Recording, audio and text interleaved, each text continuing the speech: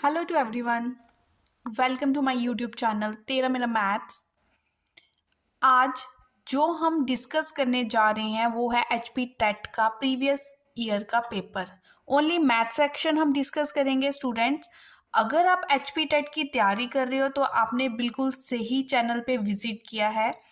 इस चैनल पे आपको मैथ्स के रिगार्डिंग काफ़ी वीडियोस मिलेगी। अगर आप टीचिंग एग्ज़ाम से रिगार्डिंग तैयारी कर रहे हो, चाहे वो टीजीटी की है, चाहे टेट की है, चाहे जेबीटी की है, आपने बिल्कुल सही चैनल पे विजिट किया है। हर मैथ्स का क्वेश्चन विद ट्रिक्स होगा।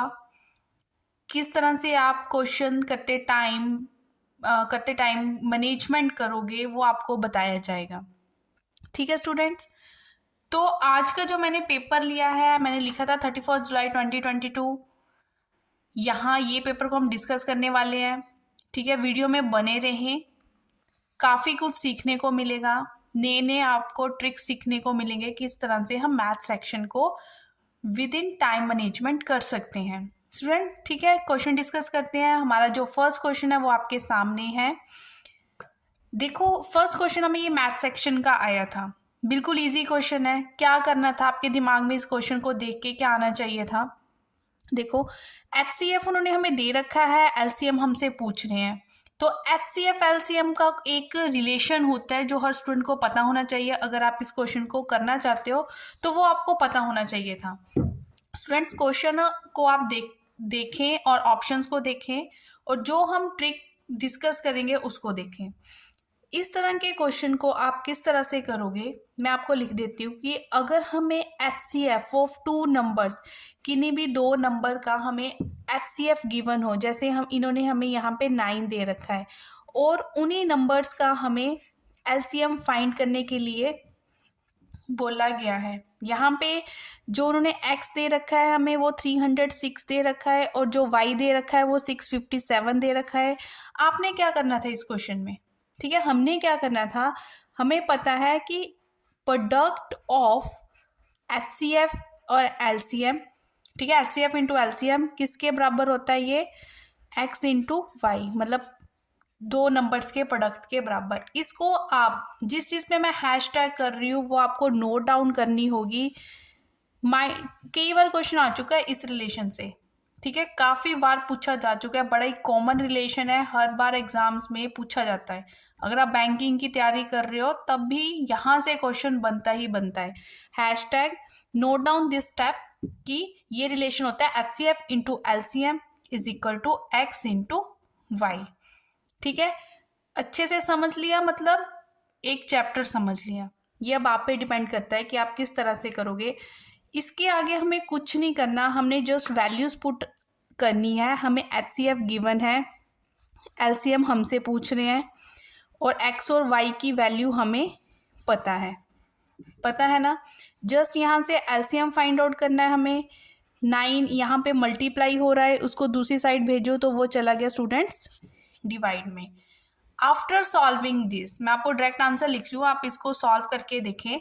आफ्टर सॉल्विंग दिस जो हमारा आंसर होगा वो होगा ऑप्शन नंबर सी, 22338। चेक कर लें and after solving match with your answer 22338 क्या आपके पास आ रहा है या नहीं। देखिए, क्या था ये क्वेश्चन? कुछ नहीं था, ये आपका फर्स्ट क्वेश्चन ही था मैथ सेक्शन का। आप पूछा गया था जो अभी एचपी टेट का एग्जाम हुआ था जुलाई में, तो आपको सिर्फ एक रिलेशन पे फोकस करना था, वो था ये वाला रिलेशन। ठीक है, अच्छे से माइंड में इसको फिट कर लो। अगला क्वेश्चन अब हम स्टूडेंट्स डिस्कस करते हैं। स्टूडेंट्स, नेक्स्ट क्वेश्चन आपके सामने है, जो मैथ सेक्शन का सेकंड क्वेश्चन था, 92nd क्वेश्चन। वो क्या था? कहते ए ट्रक, क्वेश्चन समझ लो अच्छे से। ठीक है, हमें ये नहीं है कि हमने सारा क्वेश्चन पेपर खत्म करना है, मुझे ये है कि जितने भी हम क्वेश्चन डिस्कस कर रहे हैं हर चीज़ आपके माइंड में मतलब बिल्कुल से फिट होनी चाहिए विदाउट एनी डाउट। क्वेश्चन है, a loaded truck travels 14 kilometre in 25 minutes. कहते कोई ट्रक है, वो क्या कर रहा है, 25 मिनट में 14 किलोमीटर ट्रैवल कर रहा है। ठीक है, if the speed remains the same, speed क्या है? सेम, स्पीड में कोई चेंज नहीं हो रहा। How far it can it travel in 5 hours, तो बताओ कि 5 घंटे में इसने कितना डिस्टेंस ट्रैवल किया। स्टूडेंट्स देखें, हमें एक चीज़ जब भी क्वेश्चन आप करोगे तो देखें कि यूनिट सेम होने चाहिए। ऊपर ये मिनट्स की बात कर रहे थे, नीचे आके इन्होंने आवर्स की बात कर दी। ठीक है, तो हम देख लेते हैं कि हमने किसको किस में कन्वर्ट करना है। ये आप देख लें, हमें 5 आवर्स को ही कन्वर्ट कर लेते हैं। चलो कोई बात नहीं, इसको कन्वर्ट करना है, इसको कर लो, not a big deal. 5 hour, हमें पता है कि एक आवर में कितने मिनट्स होते हैं स्टूडेंट, 60 मिनट होते हैं।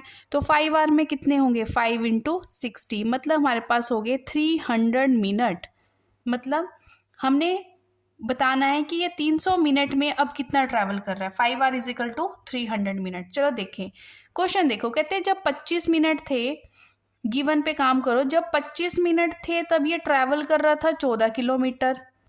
ठीक है, फिर एक का ये यूनिटरी मेथड होता है कि हमेशा एक को बीच में ले लो। 1 मिनट में इसने कितना ट्रैवल किया, 14/25 किलोमीटर। हमें कितने मिनट का पता करना है, हमें इतने का पूछा है, 300 मिनट्स का। तो स्टूडेंट्स, अगर 1 मिनट में इतना ट्रैवल कर रहा है तो 300 मिनट में ये कितना ट्रैवल करेगा, इसको मल्टीप्लाई बाय 300 कर दें। ठीक है, आफ्टर कैंसलिंग इसको आप कट करके देख लो, ये 5 से कैंसिल हो रहा है, 60, 1, 12, 14 इंटू 12 करके देख लो, 168 किलोमीटर। ऑप्शन में देख लो 168 है या नहीं, ऑप्शन ए। देखो आंसर आ चुका है, जस्ट मैं आपको ये समझा रही हूँ तो थोड़ा टाइम लग रहा है, अदरवाइज इतना टाइम वाला ये क्वेश्चन नहीं था अगर आपने प्रैक्टिस की हुई है। बिल्कुल क्लियर होना चाहिए कि पहले तो क्वेश्चन जब आप देख रहे हो तो यूनिट सेम होने चाहिए। ठीक है, जैसे टाइम यहाँ पे मिनट्स की बात हो रही है, यहाँ पे आर की बात हो रही है, तो आपका पहला स्टेप यही है, या तो मिनट्स को आर में कन्वर्ट कर लो या आर को मिनट्स में कन्वर्ट कर लो। ठीक है, उसके बाद तो आपके सामने है क्वेश्चन, ध्यान से देखो क्या किया, इसमें क्या पूछा था और क्या निकालना था। मैं फिर से बोल रही हूँ, अगर आप HP टेट की बड़े सिंसियरली तैयारी कर रहे हो तो आपको अगर मैथ सेक्शन मुश्किल लग रहा है तो आप बिल्कुल सही चैनल पे आपने विजिट किया है। यहाँ पे आपके मैथ्स के सारे डाउट्स क्लियर होने वाले हैं। उसके लिए आपको क्या करना पड़ेगा, चैनल सब्सक्राइब करना पड़ेगा। डिस्क्रिप्शन बॉक्स में जाके देखिए, प्रीवियस वीडियोस पड़ी होंगी। ठीक है, 10th +1 +2 रीजनिंग मैथ्स, इसके रिगार्डिंग मैंने कुछ वीडियोस डाल रखी है, आप विजिट करें। ठीक है, और चैनल पे बने रहें। स्टूडेंट, मैंने 2 क्वेश्चन डिस्कस कर लिया, अब हम करते हैं अपना 3rd क्वेश्चन। अब देखिए 3rd क्वेश्चन में क्या था। ठीक है, इसमें क्या कोई डरने वाली बात थी इस क्वेश्चन में। हमें ये स्टैंडर्ड फॉर्म होती है, स्टैंडर्ड फॉर्म हम कैसे लिखते हैं, जहाँ पे कुछ x कुछ number is equal to 10 raise to the power something होना चाहिए, ये हमारी क्या होती है, स्टैंडर्ड फॉर्म होती है। तो हमें डेसिमल फॉर्म दे रखी है, देखो, convert this decimal form into standard form. हम कैसे कन्वर्ट करते हैं, पहले मैं क्वेश्चन लिख लेती हूँ। 0 पॉइंट डेसिमल काउंट कर लेते हैं, 0 1 2 3 4 5 6, 1 2 3 4 5 6 5। ठीक है, देखो अब आप देखो, जैसे हम कैसे, अगर हमने डेसिमल हटाना है तो हम क्या करते हैं, डेसिमल को 1 मान लेते हैं, उसके आगे जितने डिजिट्स होते हैं उतनी 0 लगा देते हैं, तो ये 7 हो गए। ठीक है, ये 7 डिजिट है, मतलब नीचे 7 zeros आएगी। 7 0 मीन्स आप ऐसे लिख सकते हो, 10 रेज टू द पावर 7 लिख सकते हो, लिख सकते हो, पर इस फॉर्म में तो कोई ऑप्शन नहीं दे रखी। हमें पता है कि जब हम डिनोमिनेटर को, मतलब उनकी सीट बदलते हैं, डिनोमिनेटर को ऊपर लेके जाएंगे तो पावर का साइन चेंज होता है। तो ये क्या बन गया, 10 रेज टू द पावर -7। तो 5 into 10 raise to the power -7, ये हमारे पास ऑप्शन सी है। तो ये हमारा फाइनल आंसर आ चुका है। मतलब इसमें हमें क्या सीखना था, हमें ये सीखना था, कभी भी हम क्या करते हैं, मतलब न्यूमिनेटर को डिनोमिनेटर में लेके जाते हैं, डिनोमिनेटर, तो उनकी जो पावर होती है उसका साइन चेंज हो जाता है, ऑपोजिट साइन लगता है। अगर वो नीचे पॉजिटिव है, अगर आप उसको ऊपर भेजोगे तो वो माइनस हो जाएगी, ऊपर से नीचे आएगी तो भी साइन चेंज होगा। बस इस बात को हमने, जो हमारा बेसिक है वो इस क्वेश्चन में ये था सीखने वाला। ठीक है, तो नोट डाउन कर ले इस बात को। इसी के साथ ये क्वेश्चन खत्म होता है और अगला क्वेश्चन अब हम डिस्कस करते हैं। स्टूडेंट्स, नेक्स्ट क्वेश्चन आप देख सकते हो, हमारे पास है 94th क्वेश्चन। कंटिन्यूटी में अभी हम क्वेश्चंस करने हैं। ये क्वेश्चन पूछा गया है, the height of cylinder whose radius is 7 centimetre. Radius हमें कितना दे रखा है 7 सेंटीमीटर, बात हो रही है सिलेंडर की, और उसका टोटल सरफेस एरिया हमें दे रखा है 968 सेंटीमीटर स्क्वायर। देखो सिलेंडर की बात हो रही है, टोटल सरफेस एरिया दे रखा है, लेकिन सिलेंडर के टोटल सरफेस एरिया का फॉर्मूला आपको पता होना चाहिए। अकॉर्डिंग टू फॉर्मूला क्या होता है, फॉर्मूला वो होता है 2πr bracket r plus h। ये होता है total surface area of cylinder, ये होता है फॉर्मूला। ये उन्होंने दे रखा है, अगर दे रखा है दोनों को इक्वेट कर सकते हो ना, कोई चीज़ आपको दे रखी है लेकिन आपको उसका फॉर्मूला पता है तो दोनों को इक्वल टू कर दो। ठीक है, हम कर देते हैं इक्वल टू दोनों को। 2 इंटू पाई की वैल्यू कितनी होती है 22/7। देखो r मतलब रेडियस, रेडियस तो हमें दे रखा है 7, तो यहाँ पे आ गया 7। हाइट हमसे पूछ रहे हैं, हाइट हमें क्या करनी है फाइंड आउट करनी है, इसलिए h को h रहने दो। ये 7 से कैंसिल हो गया, ये हो गया 968, यहाँ से हो गया 2 इंटू 22 44, ये आ गया 7 प्लस h। 44 को जरा इधर भेज दो, डिवाइड में चला जाएगा ये 44, यहाँ से बचा 7 प्लस h। ठीक है, इसको आप क्या करो कैंसिल कर लो। ठीक है, ये आप कैंसिल करके देख लो, पहले ये 11 के टेबल से कैंसिल हो रहा है, ठीक है, फिर ये 4 के टेबल से कैंसिल हो रहा है, तो मेरे पास बचा 22 इजिकल टू 7 प्लस h। तो 22 इधर आ गया, माइनस हो गया h, तो h निकाल लो। h कितना निकल गया यहाँ से 15 सेंटीमीटर। 15 सेंटीमीटर देखिए ऑप्शन में है, हाँ जी ऑप्शन नंबर ए है, वो हमारे पास 15 सेंटीमीटर ही है, तो हमारा फाइनल आंसर आ चुका है। फाइनल आंसर देखो आ चुका है। क्वेश्चन में कुछ नहीं करना था, जस्ट कैलकुलेशन करनी थी। और देखो जो बच्चा पेपर दे रहा है उसको फॉर्मूले तो पता ही होंगे, वो तैयारी करके ही पेपर में बैठा होगा, तो बस इस फॉर्मूले पे फोकस करना था, हैशटैग दिस फॉर्मूला। इस क्वेश्चन का जो हैशटैग है वो ये फॉर्मूला है। ठीक है, 2πr r plus h। After putting the values answer आपके सामने है, 15 सेंटीमीटर हाइट ऑफ सिलेंडर निकल चुका है। ठीक है स्टूडेंट्स, करते हैं अपना नेक्स्ट क्वेश्चन। स्टूडेंट जो नेक्स्ट क्वेश्चन है 95 क्वेश्चन है, आप क्वेश्चन देख सकते हो और बिल्कुल ऑरली इसका आप आंसर दे सकते हो।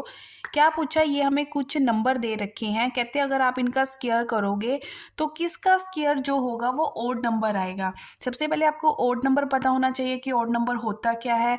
नॉट डिविजिबल बाय 2, वो नंबर ईजिली हम बोल सकते हैं जो 2 से डिविजिबल, नॉट डिविजिबल बाय 2, 2 से डिविजिबल ना हो, डिवाइड ना होते हो, वो ओड नंबर होते हैं। चलो ठीक है, देखो हमें लास्ट यूनिट डिजिट से ही क्लियर हो जाता है कि ये ऑड नंबर है या इवन। देखो इसका जो लास्ट यूनिट डिजिट है वो कितना है 6 का स्क्वायर आप करोगे 36 आएगा ना, पिछला नंबर ही उठाओ, पूरे नंबर से हमें कोई मतलब नहीं है।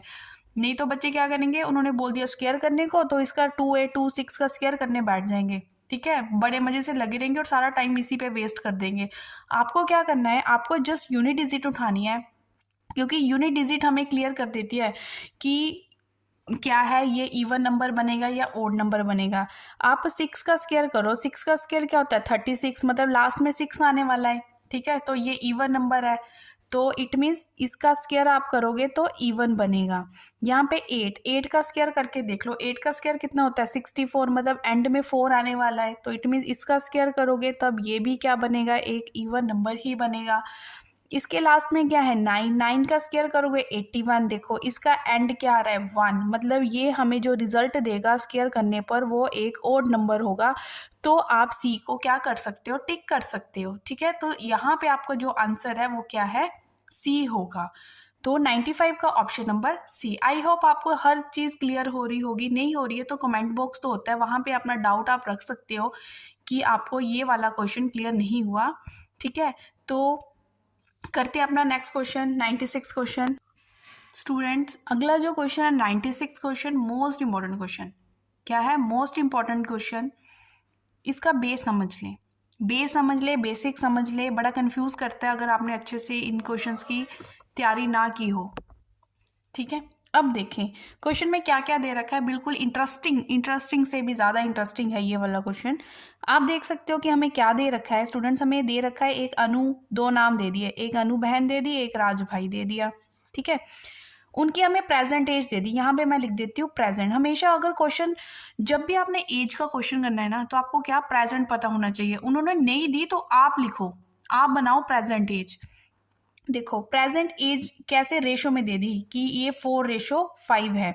देखो रेशो में कभी भी चीज हो, कोई भी कंसेप्ट आप मैथ्स में कर रहे हो, अगर आपको लग रहा है ये हमें रेशो में दे रखा है, तो हमेशा रेशो हटाओ बीच में से, ये उसके साथ कोई वेरिएबल लगा दो, ये बन गया 4x, ये बन गया 5x। इसका मतलब अनु की इस टाइम प्रेजेंट एज जो है वो 4x है और राज की प्रेजेंट एज इस टाइम कितनी है 5x। उसके बाद अगर कुछ भी ऐसे हो कि बिफोर या आफ्टर इस तरह की लाइन दे रखी हो स्टेटमेंट में, आपने जस्ट अभी ज़्यादा स्टेटमेंट नहीं पढ़नी, इतनी सी पढ़ो कि आफ्टर 8 ईयर्स। अब बात हो रही है कि 8 साल बाद की, आफ्टर 8 ईयर्स इसकी बात हो रही है स्टूडेंट्स। आफ्टर 8 ईयर्स मतलब जितनी आज है 8 साल बाद, मतलब और ज़्यादा 8 एज उसमें 8+ हो रहे हैं, ठीक है। बिफोर हो तो माइनस होता है, आफ्टर का कंसेप्ट हो तो प्लस होता है। मीन्स 8 साल बाद अनु बन गई 4x+8 और राज बन गया 5x+8। बिल्कुल सी आसान बात है, बेसिक, इसमें तो कुछ रट्टा मारने वाली अब लग नहीं रहा मुझे कोई बात है। तो बेसिक है, स्टेटमेंट जो बोल रही है वो हम यहाँ पे लिखते जा रहे हैं, ठीक है। आप देख सकते हो मैं अपनी तरफ से कुछ नहीं कर रही हूँ, अकॉर्डिंग टू स्टेटमेंट क्वेश्चन चल रहा है बिल्कुल। आफ्टर 8 ईयर्स, हाँ जी, अनु इतनी होगी, राज इतना। कहते after 8 years from now the ratio, 8 साल बाद उनकी ये रेशो बन जाएगी, ठीक है। देखो ये बोल रही स्टेटमेंट कि 8 साल बाद उनकी एज कि जो रेशो आप बनाओगे 5:6 होगी। देखो मेरे अकॉर्डिंग 8 साल बाद रेशो मतलब होता है बटा, 8 साल बाद मेरे अकॉर्डिंग तो इतनी रेशो बन रही है, इसकी ratio this ratio means upon, उनके अकॉर्डिंग 5, तो दोनों को इक्वल कर दो। जो मेरी रेशो बन रही थी 8 साल बाद और जो उन्होंने दे रखी है, दोनों को मैंने क्या कर दिया, इक्वेट कर दिया। इक्वेट करके क्या दिख रहा है, क्रॉस मल्टीप्लाई करो और यहाँ से क्या निकालो, x निकालो। तो कर दो 6 इन सभी से मल्टीप्लाई हो गया 24x, 8 6 48, क्रॉस मल्टीप्लाई हो रही है, कुछ नहीं हो रहा। x वाले एक साइड कर लो, बिना x वाले एक साइड कर लो। उसके बाद हमारे पास x निकल के आ गया है 8। x जब 8 आ गया, हमें निकालना क्या है, उनकी एजेस का डिफरेंस निकालना है, ठीक है। देखो जो अगर 2 पर्सन है, अगर आज उनमें गैप 10 साल का है, चाहे आप उनको 50 साल के बाद चेक कर लो, चाहे 100 साल के बाद चेक कर लो, गैप तो उतना ही रहेगा। ये थोड़ा कि 10 साल के बाद गैप बढ़ जाएगा या कम हो जाएगा। तो चाहे जो ये आपका एक्स आया यहाँ पे प्रेजेंट में पुट कर लो, तब भी वही आंसर आएगा। आफ्टर 8 ईयर्स में पुट करना है, वहाँ पुट कर लो, तब भी वही आंसर आएगा, ठीक है। तो 8 ईयर्स देखने में थोड़ा काम करना पड़ेगा, क्यों ना प्रेजेंट में पुट कर ले। तो जब मैंने एक्स की वैल्यू यहाँ पे पुट की, 8 4 जा 32, तो अनु आ गई 32 साल की। और जब मैंने यहाँ पे पुट किया तो 5 8 जा 40, तो राज आ गया 40 साल का। देखिए कितना गैप आ रहा है, 32 और 40 में कितने का गैप आ रहा है, 8 साल का गैप आ रहा है, ठीक है। तो यहाँ पे 8 ईयर्स, ठीक है। What is the difference in their edges, इनकी एजेस में जो गैप है वो 8 ईयर्स का आ रहा है। तो 8 ईयर्स ऑप्शन बी में हमें दिख रहा है, तो हमने ऑप्शन बी को टिक कर देना है, ठीक है। बिल्कुल मज़ेदार क्वेश्चन था, देखो आपके सामने है, जस्ट एक्सप्लेन करने में टाइम लग रहा है। अगर आप इसको पूरे फोकस पॉइंट के साथ कर रहे हो तो विद इन सेकेंड आपके सामने आंसर होगा। जितने भी मैंने क्वेश्चन किए हैं, कोई भी मुश्किल नहीं था, कोई भी टाइम कंज्यूमिंग नहीं था, जस्ट आपको बेसिक पता होना चाहिए, ठीक है। तो जो अगले क्वेश्चन है वो हम अपने नेक्स्ट वीडियो में डिस्कस करेंगे। अगर कोई इस वीडियो पे विजिट कर रहा है तो वीडियो में बने रहे, चैनल सब्सक्राइब कर ले, डिस्क्रिप्शन बॉक्स में जाके मेरी प्रीवियस वीडियोस का लिंक देख लें, ठीक है। अगर चैनल सब्सक्राइब करते हो तो नोटिफिकेशन आएगी, तो नेक्स्ट क्वेश्चन आप देख पाओगे, ठीक है। पूरा मैथ सेक्शन आप क्लियर कर पाओगे। HP टेट का पेपर अब 2023 में आने वाला है, ऑब्वियस आएगा ही, उसकी तैयारी तो पहले से ही करनी पड़ती है, ठीक है। तो वीडियो में भी बने रहे, चैनल पे भी बने रहे। Okay friends, thank you.